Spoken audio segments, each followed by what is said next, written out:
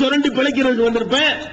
ஆனா என்ன பாக்குறீங்க, நீங்க நல்லடியார் என்று தீர்மானிக்கிறதுக்கு வச்சுக்கிற அளவுகள் என்ன தெரியுமா? தலப்பாவும் சிப்பாவும் தான். உங்களை விட 4 மீட்டர் துணி அதிகமா வச்சிருந்தா அவன் அவுளியா. நீங்க வந்து தொட வரைக்கும் Dress போடுவீங்க, அவர் முட்டுக்காலு கீழே போட்டுருவாரு, அவுளியா. தொட வரைக்கும் போட்டா அவுளியா இல்ல, முட்டுக்காலு கீழே போட்டாருன்னு வைங்களேன், அவர் அவுளியா. அப்ப நம்ம அவுளியா மகானு நல்லவன் என்பதற்கு வைத்திருக்கிற அந்த அளவுகோல் இருக்க, அதுவே தப்பு. முதல்ல ஒரு மனிதனை அல்லாஹ்வுடைய நேசன் என்று சொல்லுகிற அதிகாரம் உங்கள எவனுக்கு கிடையாது, தெரிஞ்சுக்கிறீங்க. சொல்லலாம், யார சொல்லலாம்? இப்ப நான் ஒருத்தர் நேசிக்கிறேங்க, நான் அந்த கூட்டத்தில் ஒரு ஆளை நேசிக்கிறேன். நான் அவரை நேசிக்கிறேன்னா இல்லைன்னு உங்களுக்கு தெரியுமா? உங்க முன்னாடி தான் நான் நிக்கிறேன். உங்க முன்னாடி நிக்கிறேன், நான் யாரையெல்லாம் நேசிக்கிறேன் என்று உங்களால் சொல்ல முடியுமா? சொல்ல முடியாது. ஏன்? நான் நேசிக்கிறது எனக்கு தான் தெரியும். நான் ஒருத்தர் நேசிக்கிற மாதிரி நடிச்சால் கூட நேசிக்கிறேன் நீங்க நம்ப முடியாது. நான் அவருக்கு பயந்துக்கு நடிச்சிருப்பேன், ஏதாவது எதிர்பார்த்து பணம் காட்டிருப்பேன். நான் 2 பேரும் நேசம் சொல்ல முடியுமா? ஒரு மனிதன் இன்னொரு மனிதனை நேசிக்கிறானா என்று உங்களுக்கு கண்டுபிடிக்க முடியாது என்னும் போது, அல்லாஹ் இவரை நேசிக்கிறான், அல்லாஹ் அவரை நேசிக்கிறான் சொல்லி நீ யாரு? அல்லாஹ் ஒருத்தர் ஒன்று சொன்னானா? அப்ப ஒரு ஆளை அல்லாஹ் நேசிக்கிறான்னு சொன்னா அல்லாஹ் அதை உனக்கு சொல்லி தந்திருக்கணும். சொல்லி தந்து இருக்கிறான் சில ஆட்களை பற்றி. அவங்கள நல்லடியான்னு சொல்லுங்க. யார சொல்லி இருக்கிறான்? தன்னுடைய தூதர்கள் என்று சிலரை பெயரை குறிப்பிட்டு நான் சொல்லுகிறேன். நான் அவங்களை தேர்ந்தெடுத்திருக்கிறேன். என்னுடைய செய்தி அவர்கள் பெற்றார்கள் என்று சொல்கிறார். அவங்களும் நேசர்னு சொல்லுங்க. ஆதம் அலைஹிஸ்ஸலாத்தை அல்லாஹ்வுடைய நேசர்னு சொல்லுங்க. மூசா நபி அல்லாஹ்வுடைய நேசர்னு சொல்லுங்க. ஈசா நபி அல்லாஹ்வுடைய நேசர்னு சொல்லுங்க. இப்ராஹிம் நபி அல்லாஹ்வுடைய நேசர்னு சொல்லுங்க. இஸ்மாயில் நபிய அல்லாஹ்வுடைய நேசர்னு சொல்லுங்க. நூஹ் நபி அல்லாஹ்வுடைய நேசர்னு சொல்லுங்க. அதே மாதிரி சீதா அலைஹிஸ்ஸலாம் அல்லாஹ்வுடைய நேசர்னு சொல்லுங்க. இலியாஸ் அல்லாஹ்வுடைய நேசர்னு சொல்லுங்க. ஓகே. லூத் அலைஹிஸ்ஸலாத்தை சொல்லுங்க. ஏன் நேசர்ங்கிறோம்? அல்லாஹ் சொல்லிட்டான். யாரு அவரை நேசிக்கிறானோ அவனே சொல்லிட்டான், இவர் என்னுடைய நேசரு, இவங்கெல்லாம் என்னால் தேர்ந்தெடுக்கப்பட்டவர்கள் அப்படின்னு அல்லாஹ்வே சொன்னது குர்ஆன்ல இருக்கிற காரணத்தினால் அவர்களை நீங்கள் அல்லாஹ்வுடைய நேசர் என்று சொல்லலாம். அதே போல நபிகள் நாயகம் ஸல்லல்லாஹு அலைஹி வஸல்லம் அவர்கள் அல்லாஹ்வுடைய தூதராக நியமிக்கப்பட்ட நபிகள் நாயகம் ஸல்லல்லாஹு அலைஹி வஸல்லம் அவர்கள் சிலரை இவர்கள் எல்லாம் சொர்க்கவாசிகள் என்று சொன்னார்கள். அவங்க சொந்தமா இதை சொல்ல முடியாது, அல்லாஹ்விடத்திலிருந்து செய்தியை பெற்றுத்தான் சொன்னார்கள். அபூபக்கர் ஃபில் ஜன்னாண்டார்கள். அபூபக்கர் சொர்க்கத்திலே, உமர் சொர்க்கத்திலே, உஸ்மான் சொர்க்கத்திலே, அலி சொர்க்கத்திலே, தல்ஹா சொர்க்கத்திலே, அபூ உபைதா சொர்க்கத்திலே என்று பெருமானார் ஸல்லல்லாஹு அலைஹி வஸல்லம் அவர்கள் ஒரு 10 அப்துர் ரஹ்மான் இப்னு அவுஃப் சொர்க்கத்திலே இப்படி 10 பேரை குறிப்பிட்டு இவங்க எல்லாம் சொர்க்கவாசிகள் என்று சொன்னாங்க.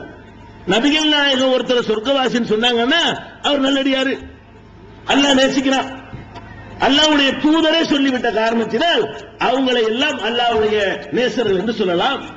பத்ர் போரிலே கலந்து கொண்ட சஹாபாக்களை அல்லாஹ்வுடைய நேசர்கள் என்று நம்மால் இப்ப சொல்ல முடியும். ஏன் சொல்ல முடியும்? அல்லாஹ்வே உங்களை பாராட்டி சொல்லிட்ட காரணத்தினால. இது வைக்க நபிகள் நாயகத்துடைய காலத்திற்கு பிறகிலிருந்து இன்னைக்கு தேதி வரைக்கும் தோன்றிய எந்த மனிதரையும் நல்லடியார் என்று உங்களால் சொல்ல முடியுமா? அல்லாஹ்வுடைய நேசர் என்று உங்களுக்கு சொல்ல முடியுமா? மறுமையில் அல்லாஹ் நிறுத்தி கேட்பான், ஏண்டா நான் இவரை நேசிக்கிறேன்னு சொன்னீங்க, நான் உன்கிட்ட சொன்னா நான் இவரை நேசிக்கிறேன், நீ யார சொல்றது? இல்ல கவனம் இல்ல, இவர் அல்லாஹ்வுடைய நேசர், அவர் அல்லாஹ்வுடைய நேசர்ங்கிறீங்களே, அப்ப நான் இவரை நேசிச்சேன் என்று எப்படி சொன்னேன்? அல்லாஹ் கேட்பான். முதல் அடிப்படை நம்ம எங்க தப்பு செய்யறோம்னு கேட்டா, அல்லாஹ்வுடைய நேசர் என்று முடிவு செய்யறோம் இல்லையா, அதுல நீங்க தப்பு பண்றீங்க. அல்லாஹ் செய்யற முடிவை நீங்க செய்றீங்க. அல்லாஹ்வுக்கு மாத்திரம் உள்ள அதிகாரத்தை நீங்க கையில் எடுத்துக் கொள்கிறீர்கள். நபிகள் நாயகம் ஸல்லல்லாஹு அலைஹி வஸல்லம் அவங்களுடைய காலத்துல ஒரு குழந்தையுடைய ஜனாசா, குழந்தை பச்சிலம் குழந்தை ஜனாசா எடுத்து இறந்த உடலை எடுத்து செல்லப்படுகிறது. ஆயிஷா நாயகரை பார்த்து விட்டு சொன்னார்கள், ஹாதா உஸ்பூர் மின் அஸாபிரில் ஜன்னா, இது சொர்க்கத்து சிட்டுக்குருவிகளிலே ஒரு சிட்டுக்குருவி. யார் சொல்றா? ஆயிஷா நாயகி நபிகள் நாயகம் ஸல்லல்லாஹு அலைஹி வஸல்லம் மனைவி சொல்றாங்க, இது சுவனத்து சிட்டுக்குருவிகளிலே இது ஒரு சிட்டு அப்படிங்கிறாங்க. சஹாபாக்களுடைய குழந்தை, நல்ல குழந்தை, நல்லவருக்கு பிறந்த குழந்தை.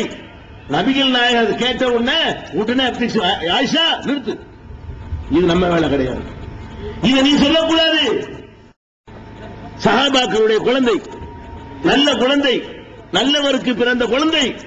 நபிகள் நாயகர் கேட்ட உடனே ஆயிஷா நிறுத்து, இது நம்ம வேலை கிடையாது, இதை நீ சொல்லக்கூடாது, இது பற்றிய முடிவை அல்லாஹ் தான் அறிவான்.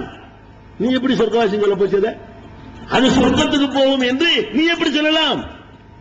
அதை அல்லாஹ் தான் தீர்மானிப்பான் என்று நபிகள் நாயகம் ஸல்லல்லாஹு அலைஹி வஸல்லம் அவர்கள் ஒரு குழந்தை விஷயத்திலே நமக்கெல்லாம் தாயாக இருக்கிற ஆயிஷா நாயகி ஜட்ஜ்மெண்ட் வழங்கிய பொழுது, அந்த ஜட்ஜ்மெண்ட் வழங்குற வேலை உனக்கு கிடையாது, அது அவன் செய்வான்.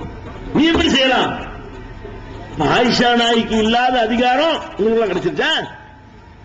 ஆயிஷா நாயகிக்கு ஒரு குழந்தை சம்பந்தமாக தீர்ப்பு சொல்லுகிற அதிகாரம், நல்ல குழந்தை, சொர்க்கத்துக்கு போற குழந்தை என்று சொல்லுகிற அதிகாரம் இல்லை என்று சொன்னால் நீங்க எப்படி அவர் நல்லடியார் இவர் நல்லடியார் இருப்பீங்க? இன்னும் சொல்ல போனால் ஆயிஷா நாயகியாவது கண்ணால அந்த குழந்தையை பார்த்தார்கள். நீங்கள் நல்லடியார்னு சொல்றீங்களே, அவங்க கண்ணால பாத்தீங்களா? ஷாஹுல் அமீது ஆண்டவர் மகான்கிறீங்களே, அவரை பாத்தீங்களா? அப்துல் கார் ஜீலானி அவரோட நெருங்கி பழகுனீங்களா? அவரோட ஒரு 40 நாள் கூட இருந்து பாத்தீங்களா என்ன செய்யறாரு? ஒண்ணுமே பார்க்கல. சரி, அவருக்கு தெளிவான ரெக்கார்டுகள், ஆதாரப்பூர்வமான வரலாறுகளாவது உண்டா? இல்ல. என்ன பண்ணிட்டாங்க? அந்த காலத்துல பக்கீர் சான் சில பேர் வந்தாங்க. எப்படி இந்த கதை வருதுன்னு கேளுங்களேன். அப்துல் கார் ஜிலானி எப்படி சீனுக்கு வர்றாருன்னு கேட்டா, இந்த பக்கீர் சாக்கள்னு பிச்சை எடுத்து கொட்டடிச்சுட்டு வருவாங்க. இவங்க படிக்கிற பாட்டு பூரா எப்படி இருக்கும்னா, இந்த முஹிதீன் அப்துல் கார் ஜிலானி என்று அவரை என்ன செய்வாங்க, தந்தானியில் பிறந்தோரே அப்படின்னு படிப்பாங்க. இந்த மாதிரியான ஒரு பாடல்களை முஹிதீன் படிச்சு படிச்சு பிச்சை கேட்டு வந்தவன இவங்க சொல்லி மார்க்கத்தை கத்துக்கிட்டாங்க. ஓ, முஹிதீன் ஒரு முக்கியமான ஆளா இருப்பார் இருக்கு, பிச்சைக்காரன் அவர் பேர சொல்லி பிச்சை கேட்கறான் இப்படின்னு சொல்லிதான் இவரை பத்தி உங்களுக்கு தெரியுமே தவிர, அப்துல் கார் ஜீலானியை பற்றி உங்களுக்கு என்ன தெரியும்?